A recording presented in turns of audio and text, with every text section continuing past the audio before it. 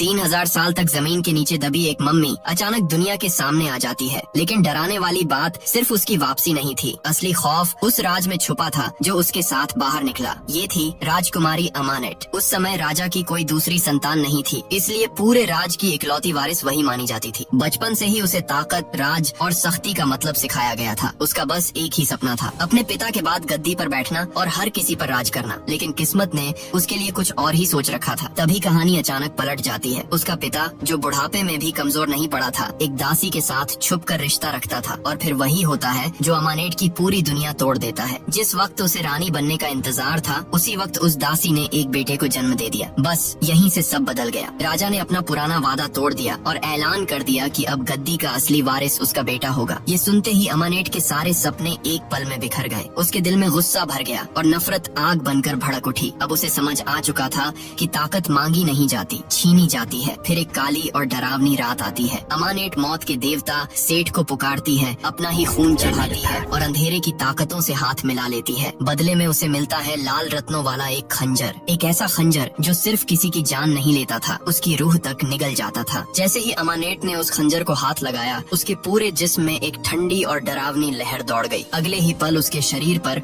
मौत जैसे काले निशान उभरने लगे। ऐसा लग रहा था जैसे कोई अंधेरी ताकत उसकी खाल पर जिंदा होकर रेंग रही हो। उसकी आंखों की चमक भी बदल चुकी थी। अब उनमें इंसानियत नहीं, एक शिकारी जानवर जैसी पीली और खौफनाक चमक थी। उसी पल अमानेट को ऐसी काली शक्ति मिल गई जिससे वह मौत और बीमारियों तक को अपने बस में कर सकती थी। फिर क्या था, इस नई राक्षसी ताकत के सहारे उसने पूरे महल को खून से भर दिया। उसने अपने पिता को भी नहीं छोड़ा और उस छोटे से मासूम भाई को भी मार डाला जो उसके रास्ते में आ गया था।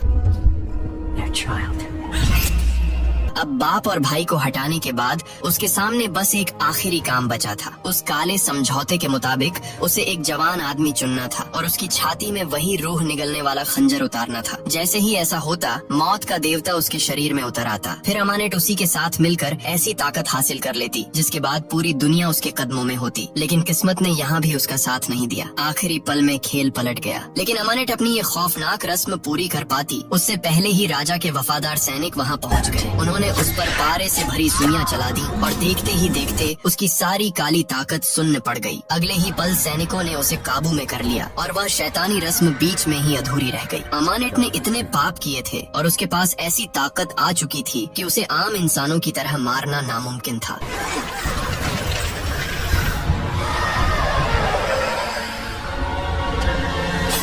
इसलिए उसे ऐसी सजा दी गई जिसे सुनकर ही रूह कांप जाए। उसे पट्टियों में कसकर लपेटा गया, फिर एक भारी ताबूत में बंद कर दिया गया ताकि वह हमेशा के लिए अंधेरे और तड़प में सड़ती रहे। मिस्र के लोग उससे इतने डरे हुए थे कि उस ताबूत को अपने देश से बहुत दूर एक अनजान वीरान जगह पर ले जाकर जमीन की गहराई में दफना दिया गया। उधर उस जादुई खंजर का लाल रत्न सालों बाद सन 1127 में इंग्लैंड में मिला। फिर वक्त आगे बढ़ा और क्रूसेडर्स का एक नेता उस रत्न और बाकी पुराने अवशेषों को अपनी गुप्त कब्र में छुपा कर रखवा देता है ताकि दुनिया की नजर कभी उन तक न पहुंचे। सदियां बीत जाती हैं और ये सब राज मिट्टी के नीचे दबे रहते हैं। फिर हाल के समय में एक इंजीनियरिंग टीम सुरंग की खुदाई करते हुए गलती से उसी पुरानी कब्र तक पहुंच जाती है जो प्राचीन चीजों से भरी पड़ी थी। जैसे ही ये खबर फैलती है, डॉक्टर जेकिल की लीडरशिप में एक रहस्यमयी संगठन वहाँ आकर पूरा इलाका अपने कब्जे में ले लेता है। उन्हें अच्छी तरह पता था कि ये कोई मामूली खंडहर नहीं बल्कि ऐसा राज है जिसे जितना छुपा कर रखा जाए उतना ही बेहतर है। क्योंकि सदियों पहले जब क्रूसेडर्स मिस्र की तरफ बढ़े थे, तब वे वहाँ से कुछ ऐसी चीजें साथ लाए थे जिन्हें दुनिया से दूर रखना ही सुरक्षित था। लेकिन सच कहें तो ये सब अभी सिर्फ शुरुआत थी। असली कहानी अब खुलती है। कहानी पहुँचती है इराक के एक सुनसान गाँव में जहाँ अमेरिकी सेना आतंकियों से लड़ रही है। यहीं एंट्री होती है हमारे हीरो निक की। निक सेना का ऐसा जवान है जिसे मिशन पर आगे भेजा जाता है, लेकिन उसका असली खेल कुछ और ही है। जंग के बीच से पुरानी और कीमती चीजें चुराना और फिर उन्हें ब्लैक मार्केट में बेचकर पैसा कमाना, यही उसका असली शौक है। इस बार भी उसने बड़ा दांव खेला था। उसने जेनी नाम की एक आर्कियोलॉजिस्ट से एक पुराना नक्शा चुरा लिया था जिसमें एक रहस्यमयी मकबरे का रास्ता छुपा था। निक और उसका साथी विल उस जगह तक पहुंच तो जाते हैं, लेकिन वहां पहुंचते ही विद्रोही उन्हें चारों तरफ से घेर लेते हैं। अब जान बचाने का एक ही रास्ता था, बेस कैंप से मदद बुलाना। और तभी सब कुछ अचानक बदल जाता है। आतंकियों पर जवाबी हमला शुरू हुआ और सेना के दागे गए गोलों ने पूरी जमीन हिला दी। धमाके इतने जोरदार थे कि धरती फट गई और हजारों साल से दबी एक पुरानी कब्र का रास्ता खुल गया। उसके दरवाजे पर मिस्र की एक विशाल मूर्ति खड़ी थी, जिसे देखकर निक और विल दोनों दंग रह गए। खबर मिलते ही कर्नल ने उस पूरे इलाके को तुरंत सील कर दिया। तभी जेनी भी वहाँ पहुँच गई। उसने कर्नल को समझाया कि ये जगह बेहद खतरनाक हो सकती है,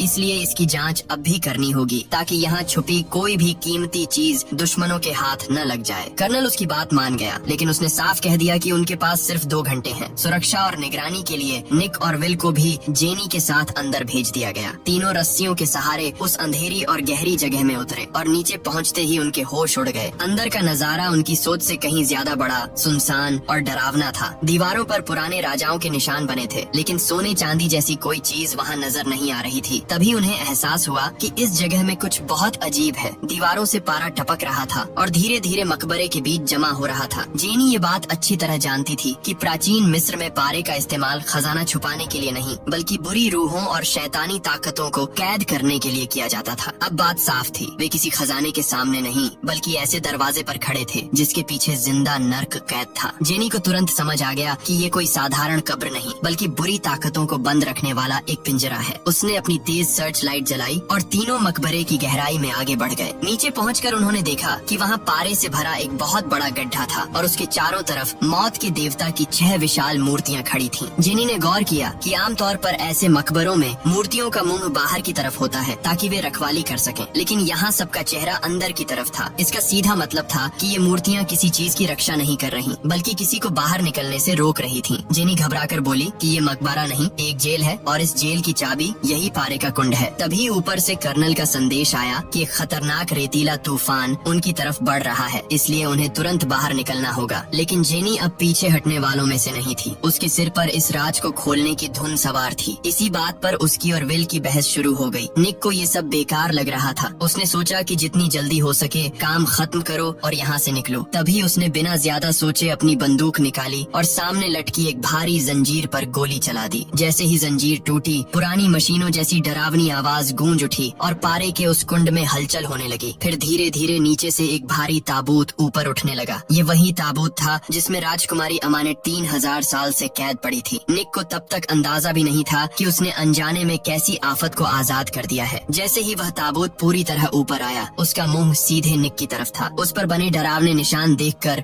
निक, विल और जेनी तीनों की रूह कांप गई। तभी दीवारों की दरारों से हजारों कैमल स्पाइडर्स बाहर निकलने लगी और देखते ही देखते उनका पूरा झुंड विल की तरफ टूट पड़ा। डर के मारे विल का दिमाग काम करना बंद कर देता है और वह अपनी मशीन गन से उन पर अंधाधुंध गोलियां चलाने लगता है। निक उसे रोकते हुए चिल्लाता है कि ये जहरीली नहीं है, लेकिन उस वक्त विल को कुछ सुनाई ही नहीं देता। उन मकरियों ने उसे बुरी तरह काट लिया था और दर्द से तड़पता हुआ वह बस एक ही बात कह रहा था कि अब उसे यहाँ से तुरंत बाहर निकलना है। जब तीनों वहाँ से निकलने लगे, तभी निक की नजर अचानक ताबूत पर बनी उन पत्थर जैसी आंखों पर जा टिकती है। अगले ही पल उसे ऐसा महसूस होता है जैसे किसी ने उसके दिमाग पर काला जादू कर दिया हो। उसे रेगिस्तान के बीच एक बेहद खूबसूरत लड़की अपनी तरफ आती दिखती है। वो अमानेट थी और उसकी नजरें निक को ऐसे बांध रही थीं जैसे वह धीरे धीरे उसकी तरफ खींचता चला जा रहा हो। तभी जेनी उसे जोर से झकझोरती है और निक अचानक होश में वापस आता है। वह पसीने से भीग चुका था और उसे खुद समझ नहीं आ रहा था कि उसने जो देखा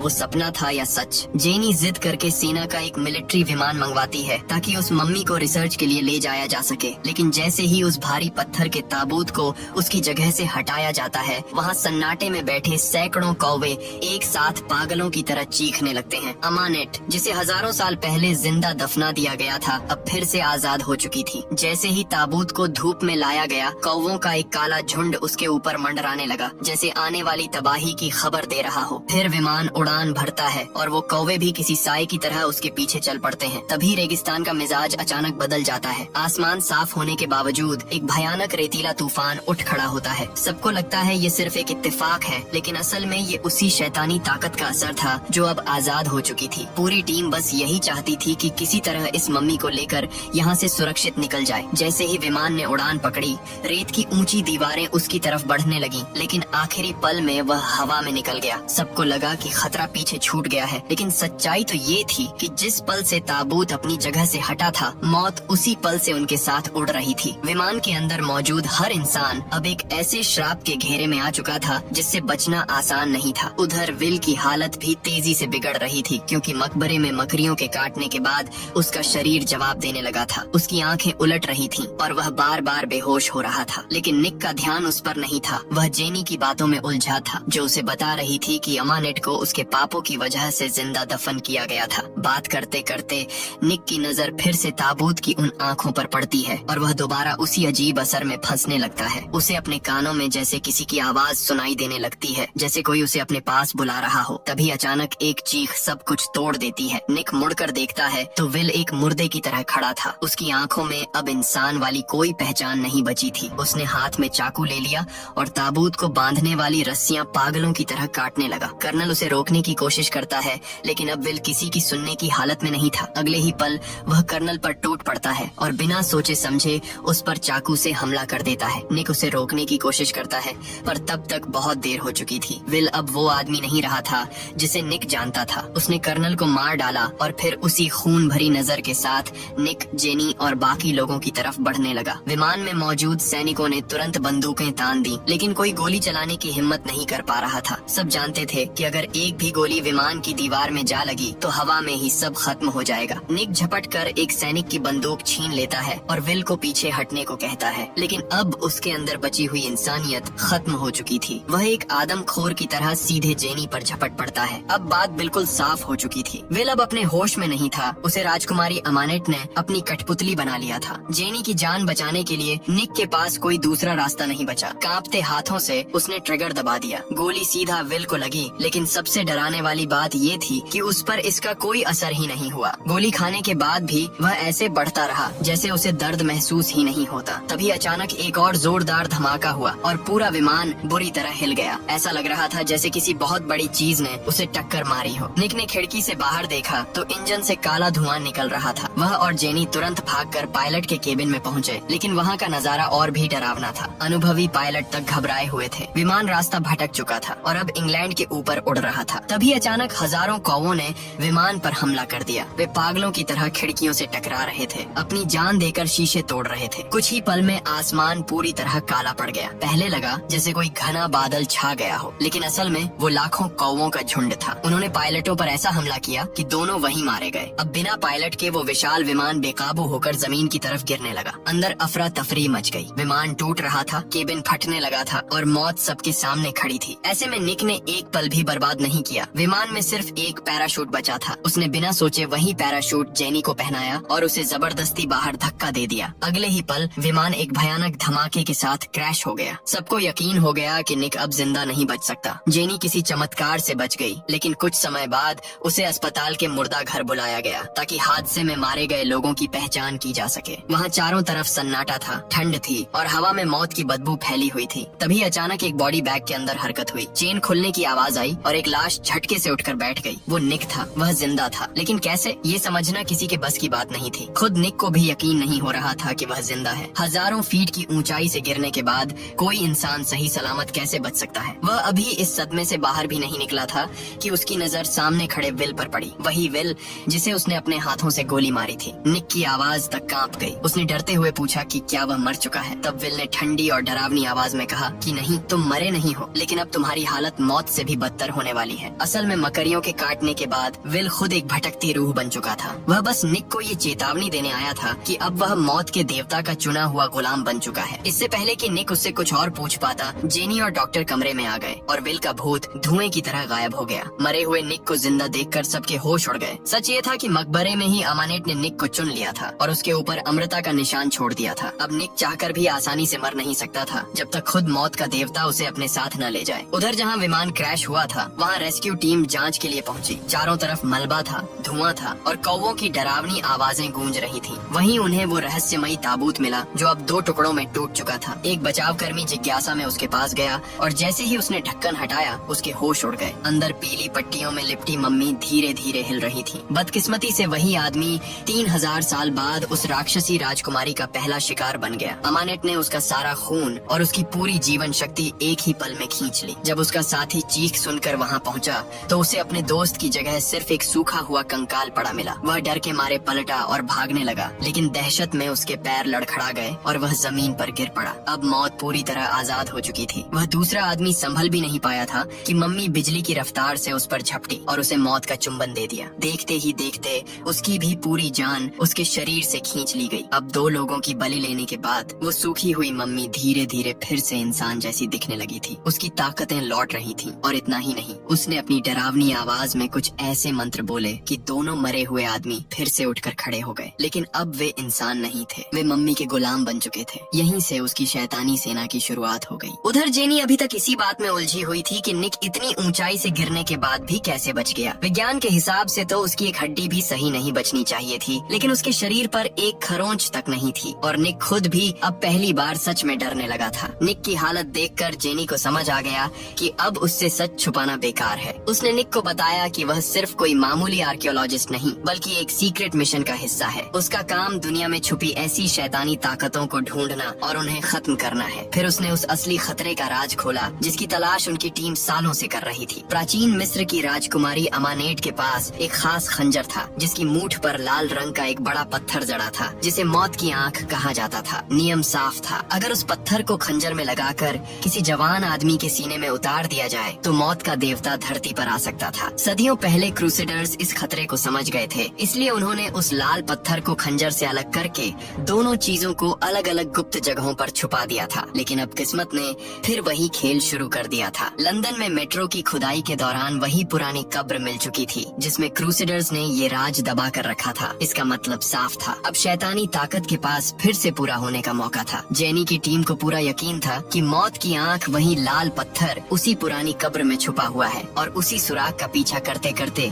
वे उस जगह तक पहुँचे थे जहाँ अमानेट को दफनाया गया था। जेनी ने निक को बताया कि अमानेट कोई साधारण राजकुमारी नहीं थी। गद्दी की भूख में उसने मौत के देवता सेठ से हाथ मिला लिया था। उसने अपने ही पिता और छोटे भाई का कत्ल कर दिया ताकि एक शैतानी ताकत को धरती पर ला सके। लेकिन वह रंगे हाथों पकड़ी गई और उसे जिंदा मम्मी बनाकर पत्थर के ताबूत में बंद कर दिया गया ताकि वह कभी बाहर न निकल सके, क्योंकि अगर वह आजाद हो गई तो पूरी दुनिया को मौत के मैदान में बदल देगी। निक को ये सारी बातें किसी पुरानी डरावनी कहानी जैसी लग रही थी। उसे यकीन ही नहीं हो रहा था। लेकिन तभी कमरे के कोने में उसे फिर से विल दिखाई दिया, वही मरा हुआ विल जो बार बार हाथ के इशारे से उसे अपनी तरफ बुला रहा था। निक को लगा शायद थकान और डर की वजह से उसे वहम हो रहा है, लेकिन फिर भी वह उसके पीछे खींचता चला गया और सीधे लेडीज टॉयलेट में पहुंच गया। जैसे ही वहां विल की रूह उसके सामने आई और उसकी ठंडी सांसें निक के चेहरे से टकराईं, निक के होश उड़ गए। अब उसे समझ आ गया था कि ये कोई सपना नहीं है। विल ने उसे एक ऐसी सच्चाई बताई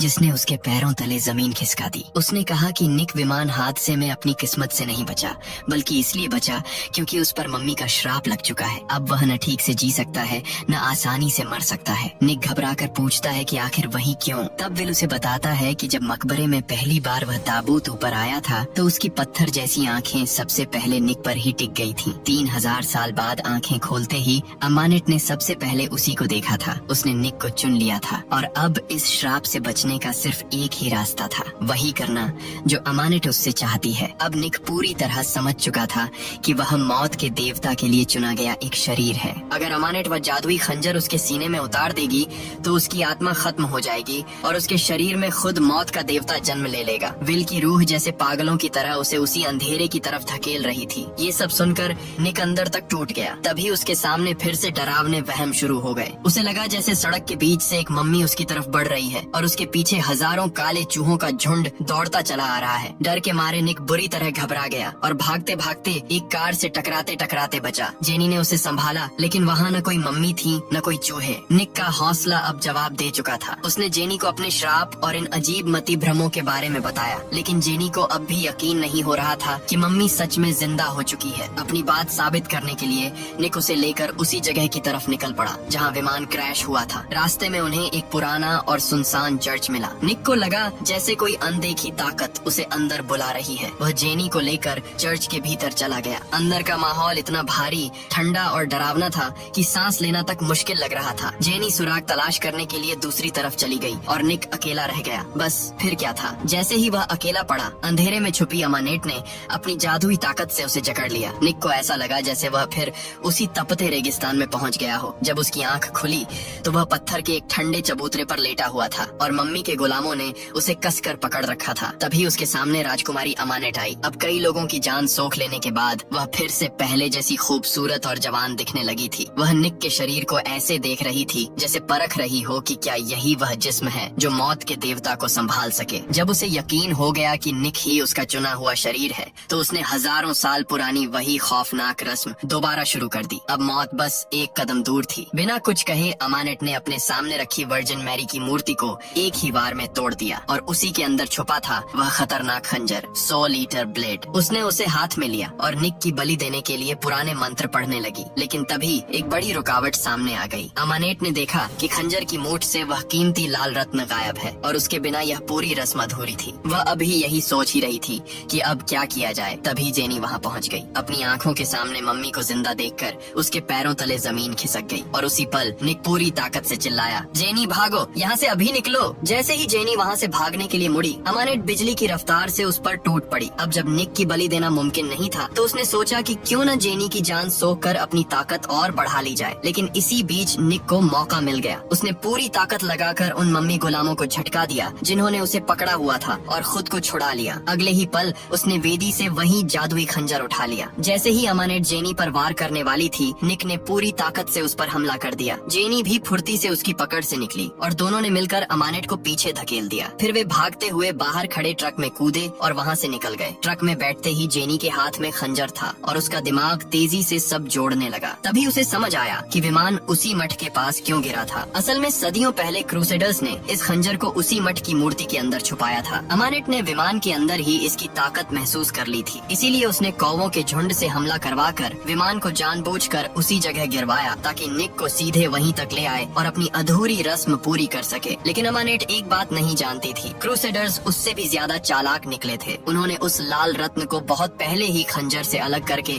कहीं और छिपा दिया था और उसी एक कमी ने उसका पूरा खेल बिगाड़ दिया। जेनी ने निक को साफ शब्दों में चेतावनी दी कि अमानेट ने उसे अपना चुना हुआ शिकार बना लिया है और वह फिर से उसे मारने की कोशिश करेगी ताकि मौत के देवता को वापस ला सके। लेकिन निक अब भी मानने को तैयार नहीं था। वह गुस्से में कहने लगा कि ये सब बकवास है, कोई उसे कंट्रोल नहीं कर रहा। जेनी ने उसे समझाने की कोशिश की कि वो राजकुमारी उसके दिमाग के अंदर घुस चुकी है, लेकिन निक अपनी जिद में अड़ा रहा। तभी अचानक कुछ ऐसा हुआ जिसने उसकी सारी बहादुरी निकाल दी। कार का स्टीयरिंग जैसे किसी अदृश्य ताकत ने पकड़ लिया हो। निक पूरी ताकत से गाड़ी मोड़ने की कोशिश कर रहा था, लेकिन कार अपने आप घूमकर फिर उसी डरावने चर्च की तरफ लौटने लगी। अब निक को भी यकीन हो गया कि अमानेट सच में उसके दिमाग को अपनी मर्जी से चला रही है। उसने किसी तरह कार को मोड़कर वहाँ से भागने की कोशिश की, लेकिन तभी मम्मी के गुलामों ने गाड़ी पर हमला कर दिया। कार का संतुलन बिगड़ गया और वह पलटती हुई नीचे जा गिरी। हादसे के बाद निक किसी तरह मलबे से बाहर निकला। उसे सबसे पहले जेनी को बचाना था। तभी धुएं और मलबे के बीच उसे अमानेट खड़ी दिखाई दी। निक का गुस्सा फट पड़ा। उसने पास पड़ी एक मोटी डाल उठाई और पागलों की तरह उस पर टूट पड़ा। लेकिन उसने अमानेट को कमजोर समझने की बहुत बड़ी गलती कर दी थी। जैसे ही वह उसके करीब पहुंचा, अमानेट ने एक ही झटके में उसे ऐसे उछाल दिया जैसे वह कोई खिलौना हो। निक चाहकर भी उसे छू नहीं पा रहा था। अमानेट बस मुस्कुरा रही थी क्योंकि उसे पता था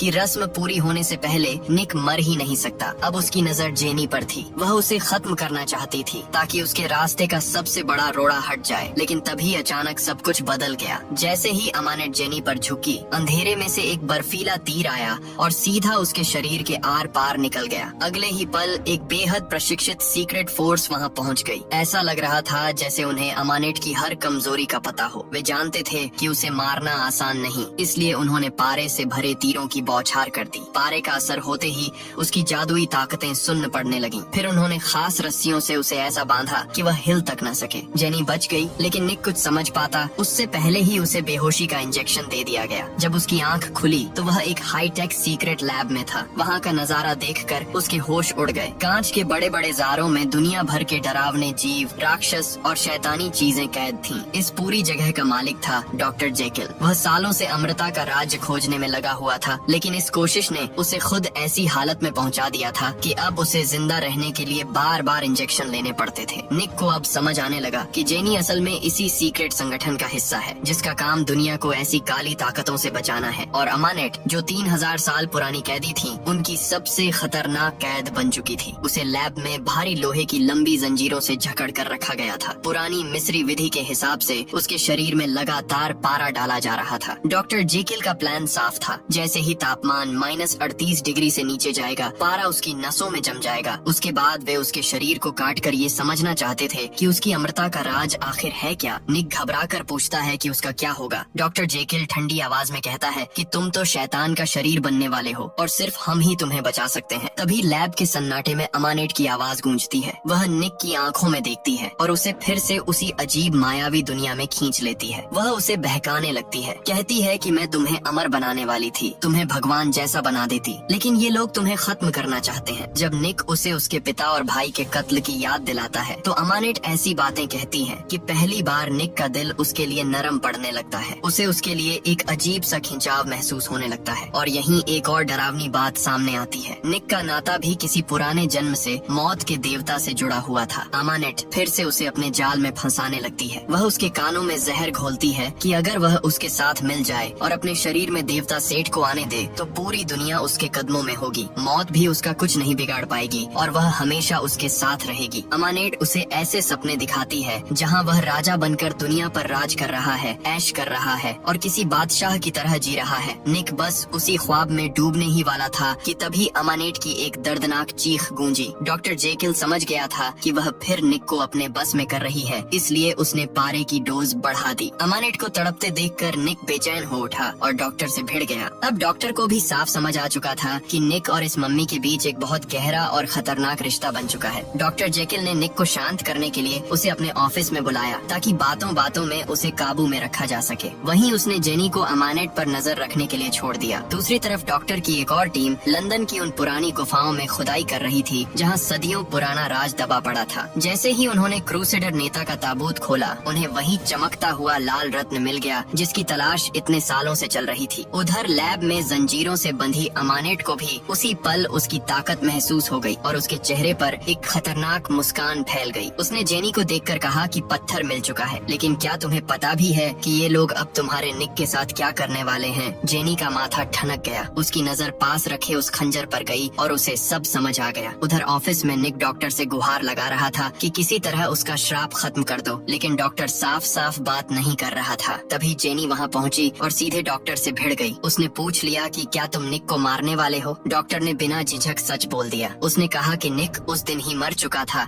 जब उसने उस मकबरे की जंजीर तोड़ी थी। अब वह सिर्फ एक जरिया है। अब बात बिल्कुल साफ थी। डॉक्टर का इरादा निक को बचाने का नहीं, बल्कि उसकी बलि देकर उस शैतानी ताकत को अपने हिसाब से इस्तेमाल करने का था। जेनी ने जब उससे दोबारा पूछा कि क्या वह सच में निक की बलि चढ़ाना चाहता है, तो डॉक्टर ने ठंडेपन से कहा कि निक एक चोर है, लेकिन उसका शरीर मजबूत है और राजकुमारी ने उसे एकदम सही शिकार चुना है। प्लान यह था कि लाल रत्न को खंजर में लगाया जाएगा, फिर अमानेट से कहा जाएगा कि वह वही खंजर निक के सीने में उतार दे। जैसे ही मौत का देवता उसके शरीर में आएगा, डॉक्टर उसी वक्त उसे खत्म करके उस पर रिसर्च करेगा। ये सुनकर निक सुन्न रह गया। मतलब चाहे जो हो, मरना उसी को था। वह गुस्से से बेकाबू हो गया और चिल्लाकर बोला कि वह इस पागल योजना का हिस्सा नहीं बनेगा। तभी डॉक्टर की हालत बिगड़ने लगी। उसे अपने अंदर की बीमारी दबाने के लिए तुरंत इंजेक्शन चाहिए था, लेकिन गुस्से में निक ने उसके हाथ से वही सुई छीन ली। दवा न मिलते ही डॉक्टर का मानसिक संतुलन टूट गया और उसके अंदर छुपी काली ताकत बाहर आने लगी। वह किसी पागल दरिंदे की तरह बर्ताव करने लगा। गार्ड्स ने तुरंत अलार्म बजाकर पूरे दफ्तर को सील कर दिया, लेकिन निक अंदर ही फंस गया। अब उसके सामने डॉक्टर नहीं, एक खतरनाक जानवर खड़ा था। निक ने उसे कई मुक्के मारे, लेकिन उस पर कोई असर नहीं हुआ। उल्टा डॉक्टर ने निक को बुरी तरह पीटना शुरू कर दिया। जेनी कांच के बाहर खड़ी सब देख रही थी, लेकिन कुछ कर नहीं सकती थी। जब निक लगभग बेहोश होने वाला था और डॉक्टर उसका गला दबोचे हुए था, तभी निक का हाथ मेज पर पड़ी सिरिंज तक पहुंच गया। उसने पूरी ताकत लगाकर वह इंजेक्शन डॉक्टर की गर्दन में घोंप दिया। दवा अंदर जाते ही उसका पागलपन शांत हुआ और वह लड़खड़ाकर पीछे हट गया। निक की जान बाल बाल बची, लेकिन खतरा अभी खत्म नहीं हुआ था। अमानेट कोई साधारण मम्मी नहीं थी। उसकी आंखों की अजीब पुतलियां ही बता रही थीं कि उसके पास ऐसी शैतानी ताकत है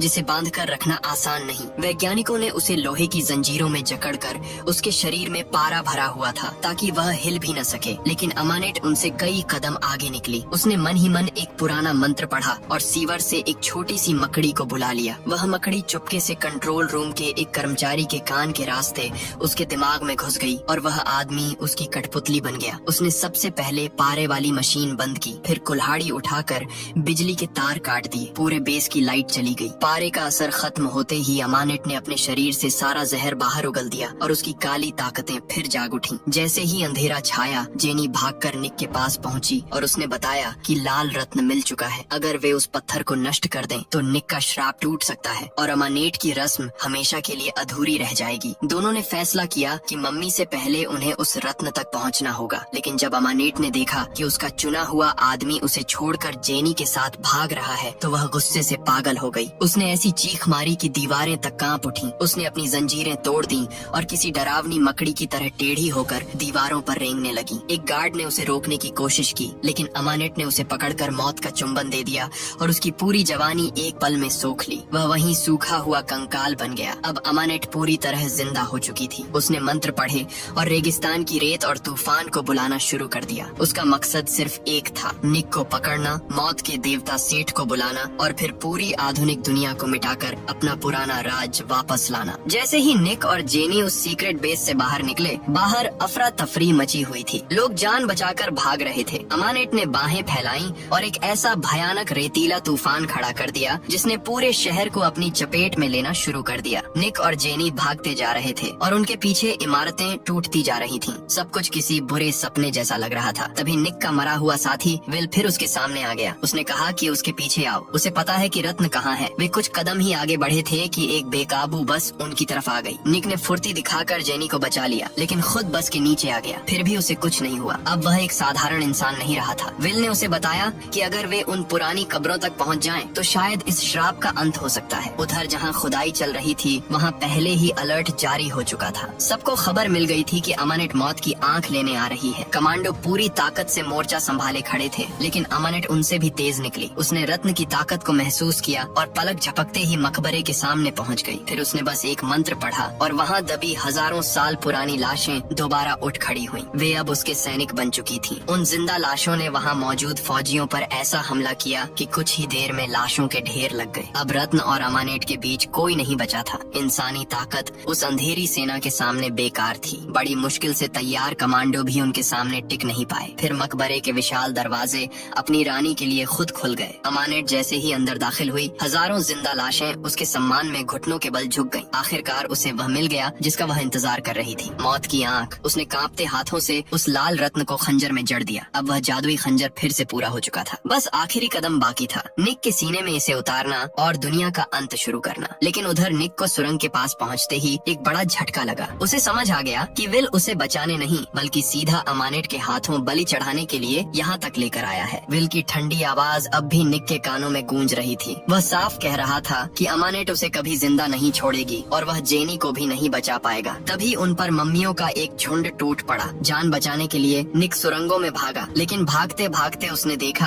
कि जेनी भी उन्हीं मम्मियों के बीच फंसी हुई है। निक ने बिना देर किए लड़ते हुए जेनी को वहाँ से निकाला, लेकिन दुश्मनों की तादाद कम होने के बजाय और बढ़ती जा रही थी। एक गिरता तो उसकी जगह कई और आ जाते। बचने की कोशिश में निक और जेनी भागते भागते मकबरे की और भी गहरी और अंधेरी सुरंगों में पहुंच गए। उन्हें बिल्कुल अंदाजा नहीं था कि वे आजादी की तरफ नहीं, बल्कि सीधे अमानेट के जाल में घुस रहे हैं। ऊपर खड़ी राजकुमारी मुस्कुरा रही थी, क्योंकि उसका शिकार अब उसके बिल्कुल नीचे था। तभी अचानक एक काली परछाई बिजली की रफ्तार से आई और दोनों को बर्फ जैसे ठंडे पानी की गहराई में फेंक दिया। निक जैसे तैसे पानी से बाहर निकलने की कोशिश कर ही रहा था कि उसी वक्त अमानेट पानी के अंदर से किसी साए की तरह निकली और जेनी को खींचकर अपने साथ ले गई। निक पागलों की तरह हाथ पैर मारता रहा, लेकिन मम्मी के गुलामों ने उसे रोक लिया। जब तक वह खुद को छुड़ाकर ऊपर पहुंचा, तब तक बहुत देर हो चुकी थी। उसे जेनी का बेजान शरीर पानी पर तैरता मिला। निक ने उसे बाहों में भर लिया, लेकिन उसकी धड़कन रुक चुकी थी। उसी हालत में मम्मी के गुलाम निक को घसीटते हुए उस डरावनी वेदी तक ले गए। अंधेरे से मुस्कुराती हुई अमानेट सामने आई और ठंडे लहजे में बोली कि इस मामूली इंसान के लिए रोना छोड़ दो, क्योंकि बुढ़ापा, बीमारी और मौत से भरा इंसानी शरीर तो बस मिट्टी है। उसने निक को अंधेरे को अपनाने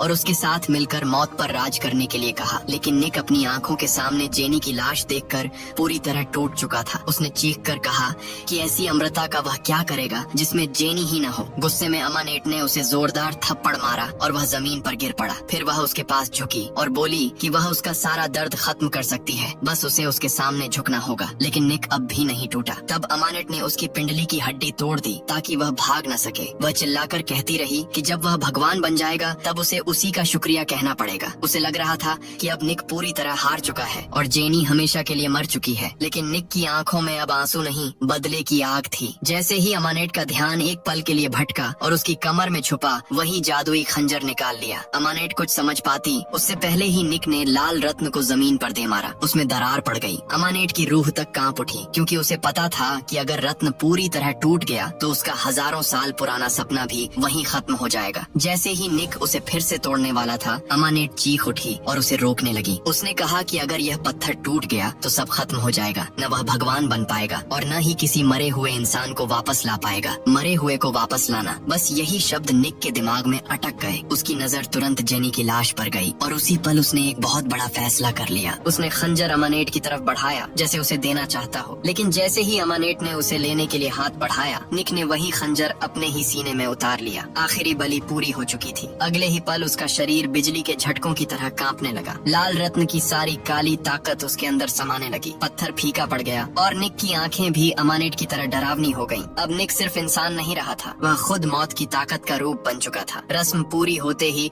उसने उस जादुई खंजर को ऐसे तोड़ दिया जैसे वह कोई तिनका हो। फिर वह धीरे धीरे अमानेट की तरफ बढ़ा। अमानेट को लगा कि अब उसका देवता और उसका चुना हुआ साथी उसके साथ खड़ा होगा, लेकिन निक की नजर जेनी पर थी। उसके अंदर का इंसान अभी पूरी तरह मरा नहीं था। एक तरफ शैतानी ताकत थी और दूसरी तरफ जेनी के लिए उसका प्यार। उसी पल उसके अंदर एक भयंकर जंग शुरू हो गई। निक ने यहाँ एक चालाकी भी की थी। खंजर अपने सीने में उतारने से ठीक पहले उसने रत्न को कमजोर कर दिया था, इसलिए मौत के देवता की पकड़ उस पर पूरी तरह मजबूत नहीं हो पाई। अपनी जबरदस्त इच्छा शक्ति से निक ने उस अंधेरी ताकत को अपने अंदर ही बांध लिया। अब वह दो हिस्सों में बंटा हुआ एक खतरनाक इंसान बन चुका था। अमानेट अब भी यही समझ रही थी कि निक अब उसके साथ मिलकर दुनिया पर राज करेगा। वह उसके करीब आई, लेकिन उसे प्यार नहीं। निक का ऐसा वार मिला जिसमें खुद मौत की ताकत भरी हुई थी। अब निक किसी आम इंसान की तरह नहीं लड़ रहा था। उसने अमानेट को दबोच लिया और उसी वेदी पर उसे वही मौत का चुंबन दे दिया जो वह दूसरों को देती आई थी। निक ने उसकी सारी जादुई ताकत सोख ली और देखते ही देखते वह घमंडी राजकुमारी फिर से सूखी हुई डरावनी लाश में बदल गई। इसके बाद निक घुटनों के बल जेनी के पास बैठ गया। अब उसके अंदर देवता जैसी रूहानी ताकत थी। उसने अपनी पूरी इच्छा शक्ति जुटाई और ऐसी दहाड़ मारी कि पूरा मकबरा कांप उठा। अगले ही पल चमत्कार हो गया। जेनी की आंखें खुल गईं और उसकी सांसें लौट आईं। निक ने उसे मौत के मुंह से खींचकर वापस ला दिया था, लेकिन अब निक बदल चुका था। उसके शरीर पर मौत का साया था और उसकी आंखों में पहले वाली इंसानी रोशनी नहीं बची थी। वह जानता था कि अगर वह जेनी के साथ रहा तो उसकी काली ताकतें किसी दिन उसे भी बर्बाद कर देंगी। दुनिया भी उसे कभी चैन से जीने नहीं देगी। लोग उसे पकड़कर किसी लैब में बंद कर देंगे। जेनी रोती रही, उसे रोकती रही, लेकिन निक ने पत्थर दिल करके उसे वहीं छोड़ दिया। बचाव दल के पहुंचने से पहले ही वह अंधेरी सुरंगों में एक साए की तरह गायब हो गया। उसने दुनिया से अपने सारे रिश्ते तोड़ दिए। उधर लैब में डॉक्टर जेकिल ने अमानेट की सूखी हुई लाश को फिर से ताबूत में बंद करवा दिया और दोबारा पारे से भर दिया। वह जानता था कि ये सिर्फ थोड़े समय की राहत है। अगर इस श्राप का असली इलाज नहीं मिला तो अमानेट फिर कभी भी पहले से ज्यादा खतरनाक होकर लौट सकती है। लेकिन कहानी यहीं खत्म नहीं हुई। निक शहरों की भीड़ छोड़कर मिस्र के तपते रेगिस्तान में पहुंच गया। वहां उसने अपनी नई ताकतों से अपने पुराने साथी विल को फिर से जिंदा कर दिया। अब निक और विल पश्चिम की तरफ निकल पड़े थे, एक ऐसे सफर पर जहां शायद इस श्राप का तोड़ मिल सके। निक के पास अब बस एक ही मकसद था, किसी भी तरह फिर से इंसान बनना।